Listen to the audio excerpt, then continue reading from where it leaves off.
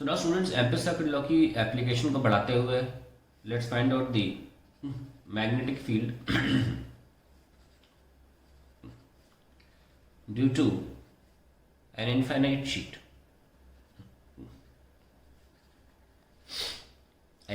Sheet of current. तो हम sheet को नहीं दिखाएंगे तो कंफ्यूजन हो जाएगा। हम क्या कर सकते हैं, हम शीट का फ्रंट व्यू दिखाएंगे और शीट अंदर की तरफ है और उस शीट में जो करंट है वो अंदर जा रहा है, इसलिए मैं क्रॉस से दिखा रहा हूँ। कोई भी चीज़ जो अंदर जा रही होती है उसे क्रॉस से दिखाते हैं, क्योंकि वेक्टर का जो एरो होता है वो ऐसा होता है, ठीक है। तो ये जो जब पीछे से देखो तो क्रॉस लगता है, आगे से डॉट दिखता है, जब बाहर आती है तो डॉट से दिखाते हैं। ये रीज़न है। कुछ लोग का मानना है कि सिर्फ मैग्नेटिक फील्ड को क्रॉस और डॉट से दिखाते हैं, ऐसा बिल्कुल भी नहीं है। Anything which goes inside can be shown by a dot and a cross. A cross and if it comes outside can be shown by a dot.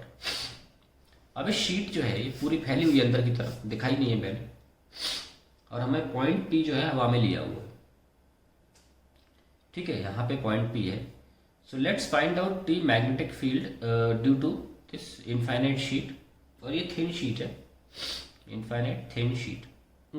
सबसे पहले मैं डायरेक्शन के बारे में बात कर लूँ। डायरेक्शन कई बार क्या होता है, राइट हैंड थंब रूल से मुश्किल हो जाता है, इवन क्रॉस प्रोडक्ट से भी बहुत मुश्किल हो जाता है। मतलब सॉरी, क्या कहते हैं उसे, मैक्सवेल कॉर्कस्क्रू रूल कहना चाहता हूँ मैं। मैक्सवेल कॉर्कस्क्रू रूल से भी मुश्किल हो जाता है कि आपको दिखता नहीं है कि करंट कैसे लेना। ऐसे कि इसमें करंट अंदर की तरफ जा रहा है ज़मीन पर, और पॉइंट कहाँ है, यहाँ पे इसके ऊपर है। तो इसमें क्रॉस प्रोडक्ट लेना बड़ा मुश्किल हो जाता है। बेस्ट तरीका ये है कि आप उसको आई जे के फॉर्म में सॉल्व करने की कोशिश करें। जैसे कि हमको ये पता है कि बायट-सावर्ट लॉ क्या बोलता था, के I D L cross R cap upon R square. Biot Savart law ये बोलता था। ये ऑब्वियसली हम नहीं लगा रहे, हम बायट-सावर्ट लॉ से कर भी नहीं रहे, हम तो बेसिक एम्पीयर सर्किट लॉ से कर रहे हैं। पर आपको मुझे दिखाना चाहते हैं कि डायरेक्शन कैसे निकाला जाए। आइए देखते हैं। बात इतनी सी है कि आप करंट का डायरेक्शन और अपने पॉइंट ऑफ इंटरेस्ट दोनों का क्रॉस प्रोडक्ट कर रहे हैं। यहाँ पे करंट का डायरेक्शन क्या है, अंदर की तरफ माइनस के का। बस एक आइडिया कह रहा हूँ, आइडिया कि आप कैसे डायरेक्शन को निकाल सकते हैं। ये बेस्ट तरीका होता है अल्टीमेटली कॉम्प्लेक्स सिचुएशन में। अंदर करंट जा रहा है के कैप और उसका क्रॉस प्रोडक्ट कैसे करना है, जे कैप से। ये लो भाई, हो गया। और तो कुछ करेंगे नहीं। ऑब्वियसली ये पॉइंट जो P है ये ऊपर की तरफ है, तो इसको J मानते हैं, और अंदर वाले की माइनस के ले लिया। तो अब बताइए क्या आंसर आया। K क्रॉस J जो होता है वो तो माइनस आई होता है, और यहाँ पे क्या है, ये माइनस पहले से लगाया हुआ है, तो ये हो गया प्लस आई। तो अल्टीमेटली हमको डायरेक्शन मिल गया ना। तो यहाँ पे मैग्नेटिक फील्ड इस वायर के इस शीट के ऊपर के हिस्से में हर जगह इस तरफ होगी, राइट साइड पे। ये हो गई मैग्नेटिक। तो ऑब्वियसली नीचे के सरफेस पे क्या होगी, लेफ्ट साइड होगी। ध्यान रखना, आप इसमें राइट हैंड थंब रूल या आप इसमें मैक्सवेल कॉर्कस्क्रू रूल लगाओगे तो आप कंफ्यूज हो जाओगे बहुत ज़्यादा। इसलिए मैंने आपको ये बोला है कि आप इसमें क्या करेंगे, ये तरीका अपनाएंगे, इनफाइनाइट शीट ना। अब इसमें हम एम्पीयर सर्किट लॉ लगा के आंसर निकाल सकते हैं। ये थिन शीट, हम क्या करेंगे, एक लूप लेंगे, जैसे कि हम लेते आए हमेशा।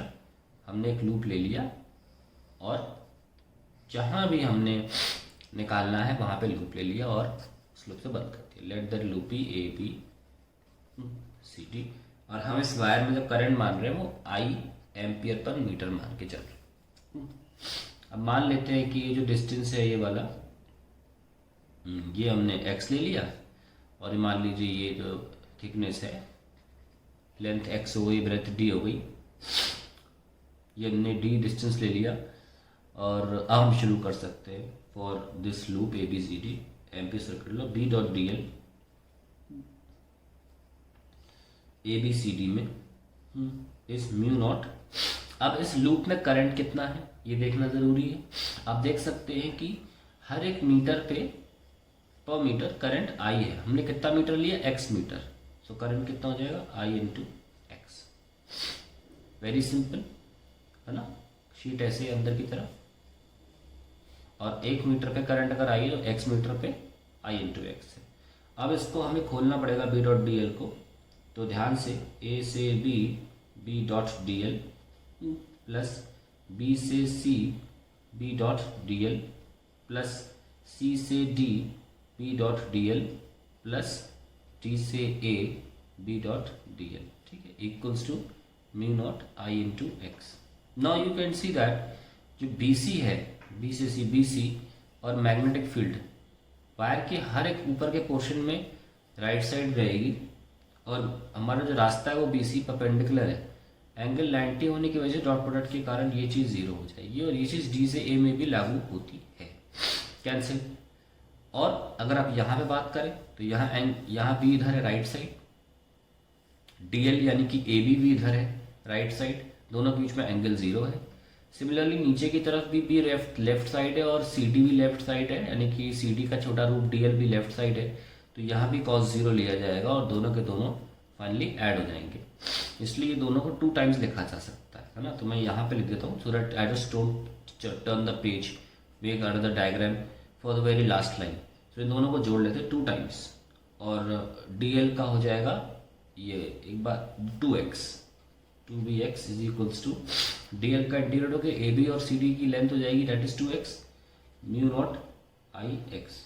तो ये कैंसिल हो गया और B क्या आ गया, म्यू नॉट I बाय 2। ये लो भाई। सो ये हमारा डेरिवेशन होता है फॉर अ इनफाइनाइट शीट। अब हम इसके बाद एक थिन है। अब हम क्या लेंगे, थिक इनफाइनाइट शीट लेके आपको निकाल के दिखाते हैं कि आंसर क्या आता है।